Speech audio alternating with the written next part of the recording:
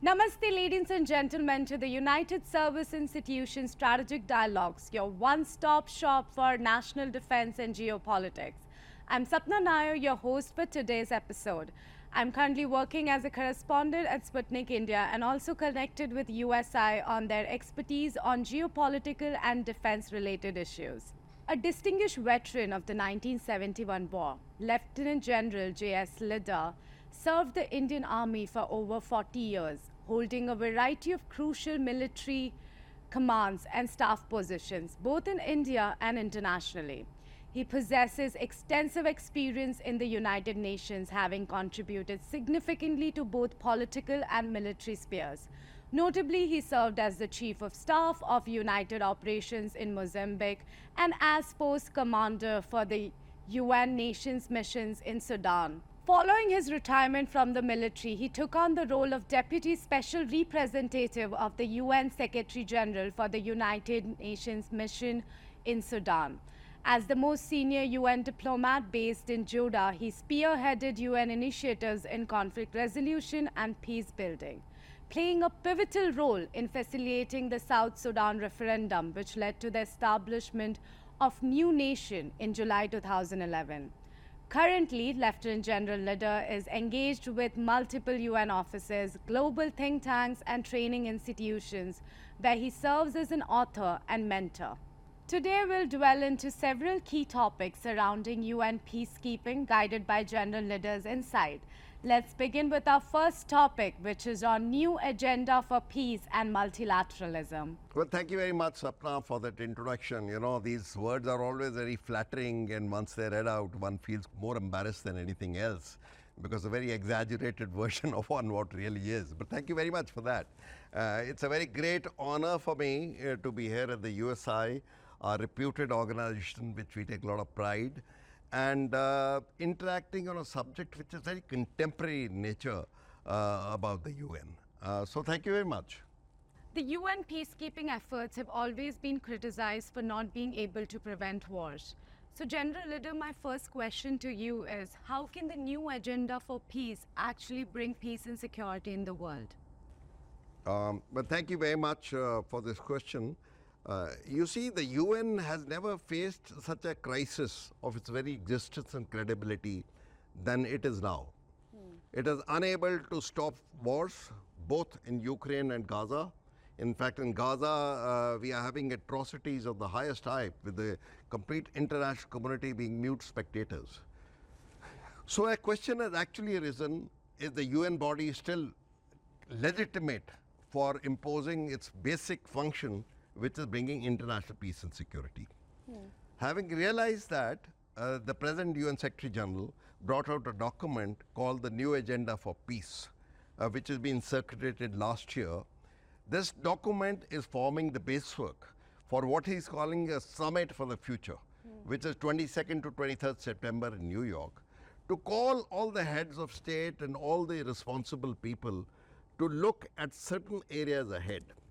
The whole aim is to strengthen the UN collective system and converge towards an approach which is there.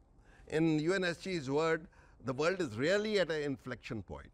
We are fighting with each other everywhere. It's interesting to note that the last document which came out was called Agenda for Peace, which was brought out by Boutros Ghali in 1992, more than 30 years back. So we are now seeing a document which has come out from here, and the document is very collaborative, very expressive in its nature, but it's walk the talk. Really speaking, the proof of pudding will be lying how the various recommendations which are made are accepted. Mainly, the UNSC has defined that he's looking at a brighter future for the younger generations for the present. He says we cannot afford to sort of carry on the way we are, because what it is. Basically, 5 areas have been recommended, action areas, which will be discussed in Summit of the Future. The first one is at the global level, reducing the global risks, strategic risks.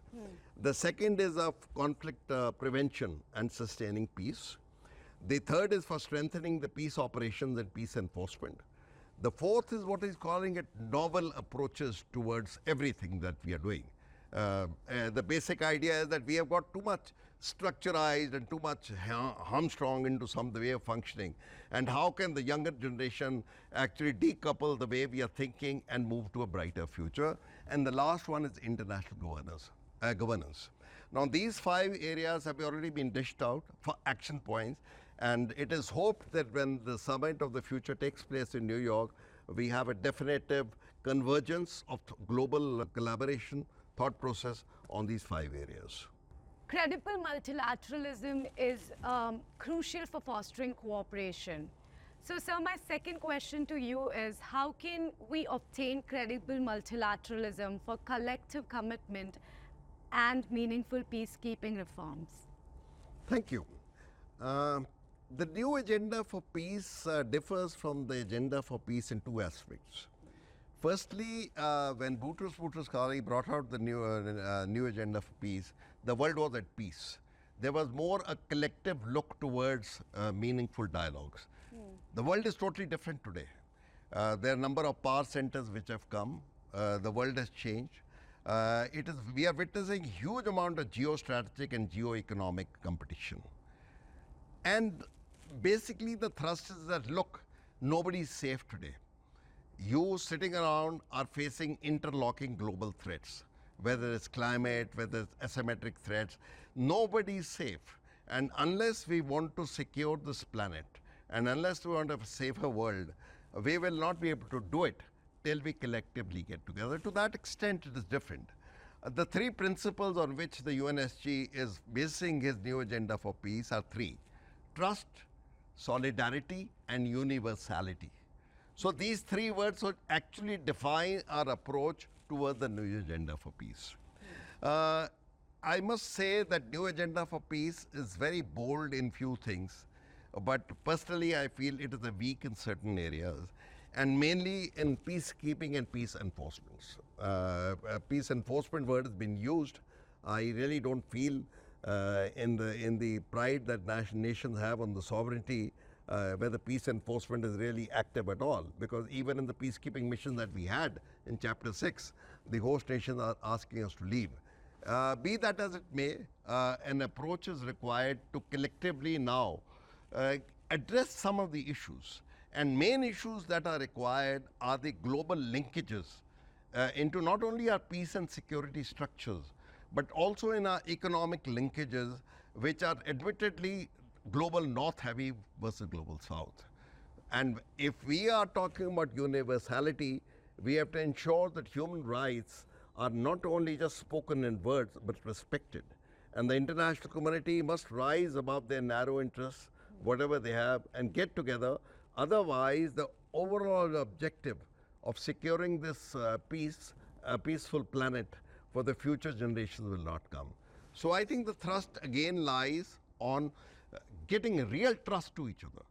The global north should be able to adjust and accommodate, while the global south must pitch in to get actually its rightful place into the thing. It's only with it's a very tough call, let me tell you that. It's not going to be easy at all, but we do hope in the type of dipping point we have reached in the planet, there is a better sense of urgency in the global leaders to get together and find a common cause. Otherwise, the future generations are not going to forgive us. So as we were discussing about trust deficit in the host nation. So we have been witnessing various host nations have been asking peacekeepers to leave. For instance, that's something that has happened with India as well in DRC. So my question is, how can any nation in particular be able to sustain comprehensively able to last longer in terms of their peacekeeping and doesn't have such issues? Well, I'm very happy you've asked this question, and this lies at the crux of what is happening today in peacekeeping. On one side, the peacekeeping mandates have increased manifold, trying to achieve a much larger objective than it was envisaged earlier. On the other hand, the host nations have become very sensitive to what their nationalism is, what their sovereignty is, what their cultural sensitivity is, and including technological sensitivity when we are coming in. So, to that extent, the host nations have a genuine concern when peacekeepers come in? I think the answer lies in a fundamental shift in our approach towards the host nation. As I always say, peacekeepers need to be trained and selected and deployed to facilitate and support and not preach and control. I'll say that again. Peacekeepers should actually be deployed to facilitate and support and not preach and control. Now that comes easy because when you are there and you engage the host nation at all levels, and when we say host nation, it includes not only the government, it includes communities, includes a whole lot of other groups, women groups, etc., youth groups, and engage with them so that you are accepted there to support them. And if you make proper mechanism for national leads and really amalgamate them into the complete way functioning is, finally it is their country, let me tell you. Finally, peace and stability to any country, be it DRC or South Sudan, nobody is more bothered about the peace of South Sudan than a South Sudan citizen. So we must understand that, and this tendency to land up there and parachute and try and control things has to be totally curbed. So new conflicts have adversely impacted peacekeeping. So what new threats threaten the peacekeepers and how can we address them better? Okay. The operating environment of the UN has changed radically, fundamentally actually, and number of factors are there. Basically, the conflicts are now, earlier used to define conflicts as state or non-state, they are no more that.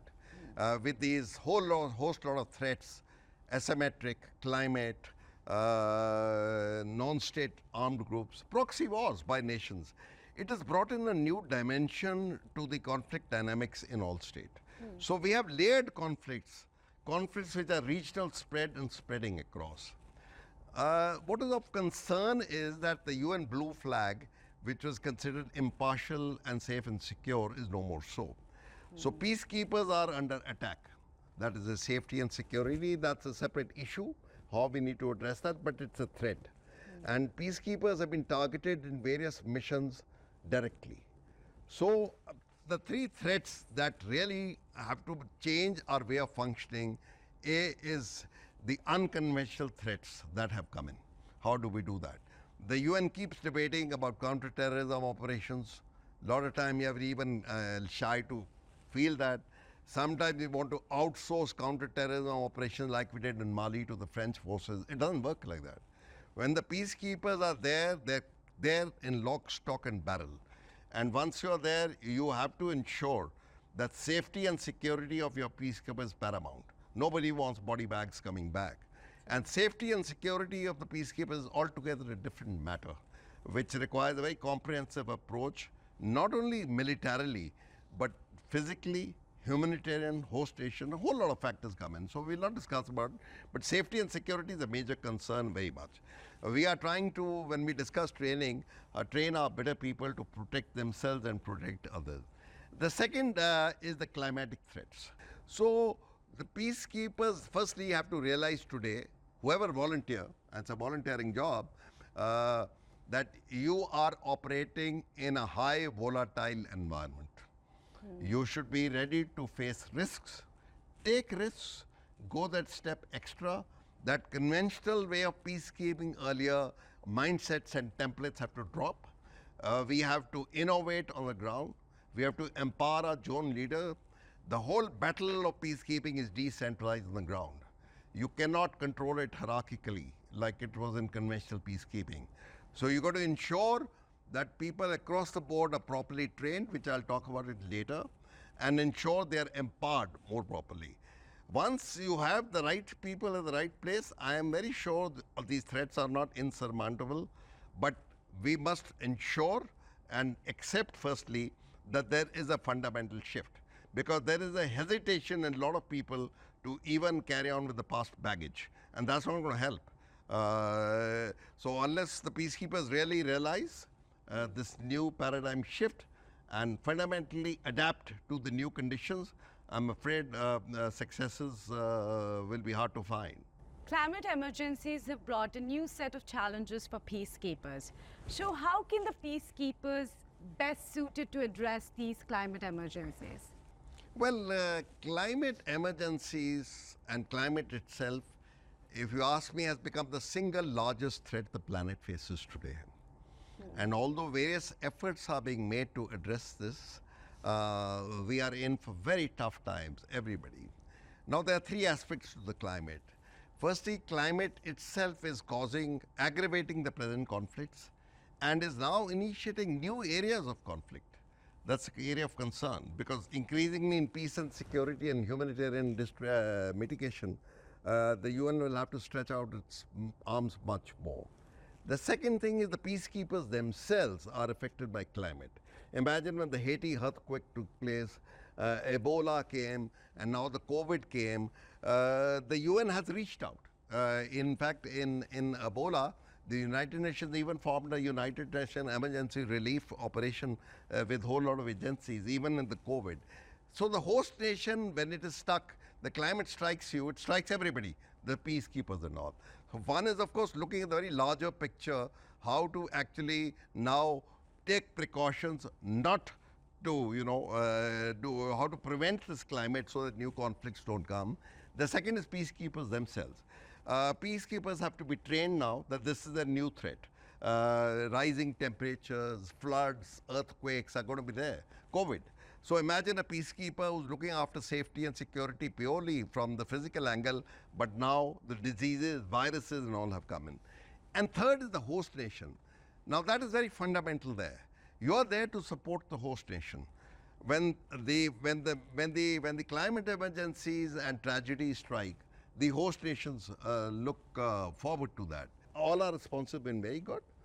Just to highlight, since I'm on an Indian forum, one of the greatest things that our mission in South Sudan have done is reach out to the population in floods. And when we talk about protection of civilians from the physical angle, nothing is more gratitude to the host nation than this. Imagine when we were talking about host line thrust, I remember when I was there also, we reached out a number of places when the emergency is there, and when the host population sees you coming to their aid when they're facing this climate there. So three things. Firstly, we now start addressing this so that conflicts don't aggravate. And number two, the peacekeepers themselves are trained. And number three, how to do that. The UN has issued a policy, a new environment strategy for green peacekeeping, which basically implies that UN should deploy humbly using environmental habitat. We should not do anything which adds to the risk. And that is the requirement of the day. Rather than getting a whole lot of things from outside, get your people there, use the natural resources. You should be causing least risk to everybody. I wound up, I liquidated UNMISS as the last mission in Sudan. And I can show you we ensured that all team sites were properly clear. All the wastage has been removed and rules and regulations followed in green peacekeeping so that UN actually, we left behind better place than what we were earlier. And that should be the aim. As you rightly said earlier, training is the key for peacekeeping effectively. So how can our training be overhauled for effective peacekeeping? You see, as I look at it, training, firstly, training is a leadership responsibility. Not many people understand that. They feel training is to be done by somebody else. Immaterial of the pillar you are in, training is a command and a leadership responsibility. Number two, training is a continuous on-job learning process. You cannot just segregate pre-deployment and in-mission and look at it like that, because you are operating in a conflict which is transforming continuously, all the time. So the peacekeepers must understand that whatever earlier, we used to make up very fixed templates for their action. That is all gone. You are into a battlefield where suddenly new threats have come, things like that. So firstly, understand that training is a leadership responsibility, continuous on-job process. Number two, I think there has to be a fundamental shift the way we train. And the first thing I think is you need to inculcate strategic thought. We have been too many times operating about three levels of operations: strategic, operational, tactical. I feel in today's battlefield and warfare, there is nothing called tactical battlefield. It's all operations, all operational. Anybody can be hit by anything like that. So unless your junior leaders are properly trained, properly adapt themselves to this new paradigm, and unless you empower them, they use operational innovation, risk-taking capability. You have to fundamentally get them. And the problem arises in all the countries and elsewhere is that we are very averse to making mistakes. And that's where this, safeguard people come in, what I call the status quo syndrome, play safe syndrome. Once you say part of your process is accepting mistakes, and you learn, honest mistakes will be accepted, and give your people initiative, people will move out.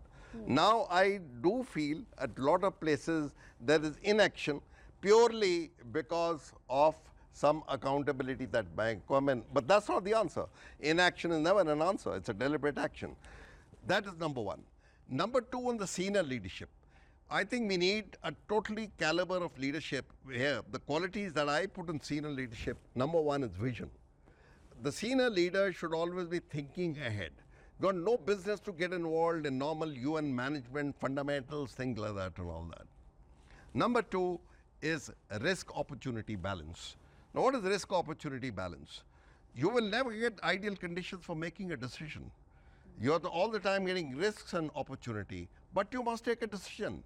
Indecision is very harmful to everybody.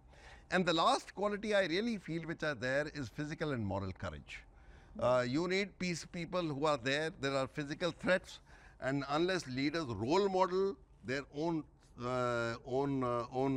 domains, move out to the field, what I call maneuver culture, and move out on the ground.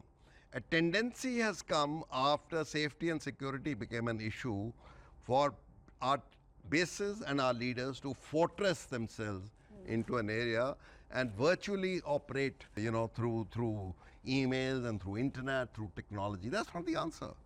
The human face of peacekeeping is what is going to make you win peacekeeping. We must understand, we were talking about host nation earlier.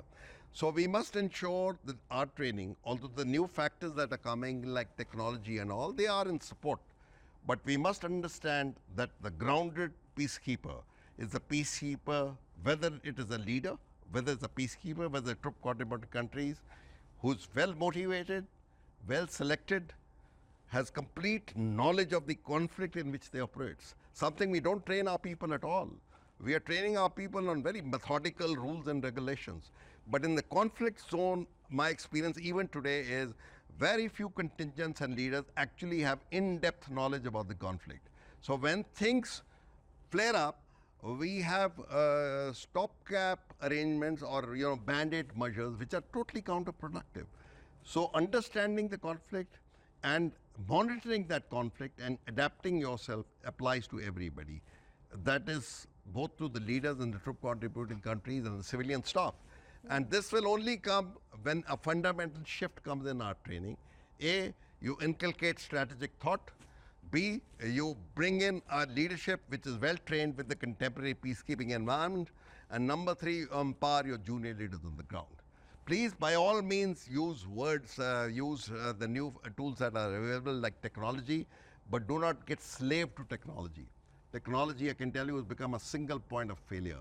So we need peacekeepers who are grounded, boots on the ground, hardened boots on the ground, like we were earlier soldiers. Get on the ground there, relate to the host nation, train properly, and the best trained troops are, no time is wasted in training, all military say. So training is the crux. I'll leave it at that. So that concludes our discussion for today. General Retd, thank you for sharing your insights, invaluable insights and expertise on this pressing issue in UN peacekeeping. Thank you very much, Swapna, for that. It's been great interacting with you. I must confess you are much more knowledgeable than what I initially thought you would be. And the USI, of course, continues to be a hub, especially in the peacekeeping. So great honor for me. My best wishes on the thing to all the diplomats, all the peacekeepers, and all the brave people who are doing in the field.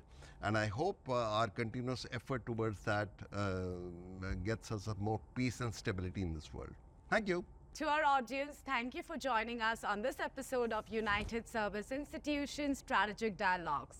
Stay tuned for more in-depth conversation on national defense and global geopolitics.